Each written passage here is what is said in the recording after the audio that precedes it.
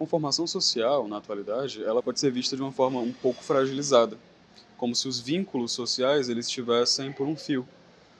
Eu costumo dizer que a sociedade ela se configura de uma forma muito limítrofe. Ela está sempre no limite. É sempre uma hipercobrança, é sempre uma dificuldade de se relacionar, é tudo muito fluido, tudo muito líquido, tudo muito rápido. Não é só no nível amoroso, né? As relações líquidas elas não se dão só a um nível amoroso, afetivo. Essa liquidez ela não se manifesta só entre casais, também entre famílias. E muitas das vezes a falta de comunicação familiar, né, ela fragiliza a construção de um indivíduo. E esse indivíduo se insere em sociedade sem as bases de construção próprias, né? E aí quando convive em sociedade, esse convívio ele pode de certa forma acabar excluindo essa pessoa. E quando esse mundo real exclui essa pessoa, né, como se essa pessoa fosse isolada e se sentisse só, né, acaba que o mundo virtual, né, consequentemente os jogos, né, esse mundo virtual ele adota essas pessoas e oferece o que o mundo real não oferece. O mundo real ele frustra, ele traz angústia, ele traz muitos limites, né? Às vezes uma ideia de fracasso, uma ideia de que não vai conseguir, muita cobrança, padrões que são basicamente inalcançáveis, padrões de corpo, padrões salariais, padrões intelectuais, né? E quando essa pessoa se depara com esse mundo real, ela é frustrada e não consegue se adequar, e ela vê no mundo virtual uma saída, uma possibilidade de convívio, onde ela é aceita, onde ela é bem recebida, onde ela se sente fazendo parte de algo, se sente valorizada, se sente importante, de certa forma, né? Esse mundo virtual, ele vai acabar se tornando o mundo real daquela pessoa.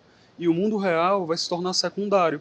A hipervalorização do mundo virtual, ela pode ser muito perigosa, pode ser muito danosa. E ela não se dá especificamente por conta dos jogos virtuais. Os jogos virtuais, eles são ferramentas. As redes sociais também são uma forma de virtualização da vida, né? De distanciamento da vida real e virtualização dessa vida. Não que não faça parte da vida real, mas não é o todo, é tudo muito aparente, não é real, é tudo muito vinculado às aparências. Mas nos jogos existe uma interação um pouco maior, porque existe um convívio um pouco maior. Muitas das vezes aquelas pessoas elas conversam, elas interagem, elas formam vínculos reais. Apesar da conexão virtual, elas formam vínculos reais de amizade. Os prazeres do mundo virtual idealizado, de certa forma perfeito, digamos assim, né? E as frustrações do mundo real, quando comparados, acaba formando uma disparidade, né? Eles não se igualam e aparentemente o jovem, o jogador, quando ele imerge muito profundamente nesse mundo virtual, ele acaba escolhendo, geralmente, o mundo virtual ao mundo real, né? Ele prefere esse mundo virtual. Como já foi dito, o mundo virtual acaba se tornando o mundo real, com relação aos jogos violentos, né? Como dizem, esses jogos que têm armas, que têm assassinato, que a missão é matar todo mundo, né? Ou às vezes você tem que interpretar um terrorista, um traficante, né? Ou então um militar, ou então um cenário de guerra, ou então é um cenário de guerra medieval, ou então você é um assassino e outros personagens, né? Ou quer sejam fantásticos, quer sejam históricos, eles não criam a situação violenta no mundo real.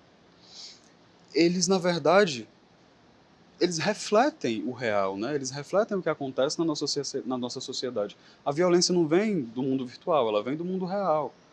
Mas é como se, quando a pessoa se sente nesse ambiente bacana, nesse ambiente onde ela é bem recebida, onde ela é aceita, ele acaba se tornando um modelo e essa pessoa, de certa forma, por algum motivo, por essa sociedade ser opressiva com essa pessoa, não aceitar, ou às vezes a questão do bullying, ou às vezes a questão de uma violência familiar, de uma falta de comunicação familiar, acabar gerando um tipo de personalidade nesse adolescente, uma personalidade muito frágil e ao mesmo tempo muito agressiva, só que essa agressividade é reprimida, é guardada e chega a um ponto que ela se torna explosiva. Quando existe um choque de realidade entre essas duas realidades, né, entre a realidade virtual e a realidade anímica, essa realidade que a gente vive, a realidade social, naturalmente o ser humano vai buscar o que seja mais confortável, né? É uma das regras básicas do psicólogo Abraham Maslow, né? A necessidade de segurança. Você vai buscar um ambiente seguro onde você se sente confortável, onde você se sente aceito, onde você acha que pode se expressar. E esse ambiente, provavelmente, para esses jovens que jogam, é um ambiente virtual. É um ambiente onde eles se sentem livres. Então, talvez pensar que os jogos eles são os causadores dessa violência, desses atentados, né, dessas chacinas, é um tanto quanto ingênuo e um tanto quanto cruel. Porque se você considera que a sociedade é uma estrutura de poder, na verdade uma estrutura de poderes, né, de vários poderes, vários micropoderes que vão, né, somar e juntos alcançar o que a gente chama de Estado, né, o que a gente chama de sociedade, é você considerar que um micropoder como, como o digital, comparado à infinidade de possibilidades que a gente tem no mundo, né, na nossa realidade social, culpabilizar isso e esquecer toda uma conformação social, toda uma construção histórica, toda uma construção, todo um significado afetivo que nós, seres humanos, damos à violência ao longo das eras, né? E você coloca essa responsabilidade no jogo, é, é cruel e é ingênuo. Né? Cruel porque você está, de certa forma, tirando um prazer de uma pessoa que não consegue se aceitar, ou se sente confortável no ambiente social e se sente confortável no ambiente virtual. E aí culpabiliza, e muitas vezes a família, que já tem uma comunicação prejudicada, já tem uma fragilidade vincular, às vezes é a família que mostra a violência para aquela pessoa.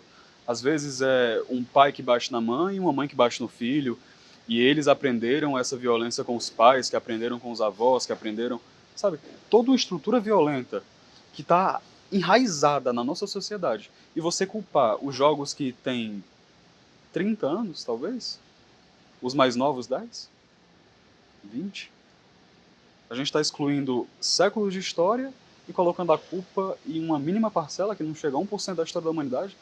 A humanidade ela se construiu com base na violência. Quando houve a primeira delimitação de território, quando a primeira pessoa disse, esse terreno é meu, chegou alguém lá e disse, eu quero para mim. Mata e toma. As guerras, elas são baseadas nisso, são baseadas em competições. Né? A violência, ela molda a nossa história. Existe a questão da censura, né, dos jogos. Os jogos violentos, eles têm uma censura, normalmente 16 ou 18 anos. Quando esses pais, eles não fazem parte do convívio social da criança, eles não fazem parte da construção dessa criança, eles não estão ali para amparar, não estão ali para dialogar, não estão ali para conversar, para ensinar, né, essa criança o que é certo, o que é errado, o que pode, o que não pode. Né? A gente vive numa sociedade onde aparentemente tudo é permitido e ao mesmo tempo não. É tudo uma incoerência muito grande, sabe? A criança pode baixar o jogo na internet, mas o jogo é culpado da violência. Né? Os pais não estão, eles não estão atentando para o que as crianças estão acessando virtualmente, né? Muitas vezes pornografia, né? Crianças na idade precoce acessando conteúdo sexual, crianças na idade precoce acessando conteúdos violentos, a infinidade de páginas na Surface da internet que tem conteúdo violento, fotos dos massacres, fotos dos atentados, de acidentes, e as crianças elas são expostas a isso, não há um controle dos pais, muitas vezes, não há um diálogo, muitas vezes. Essa exposição precoce da criança, ela é muito danosa.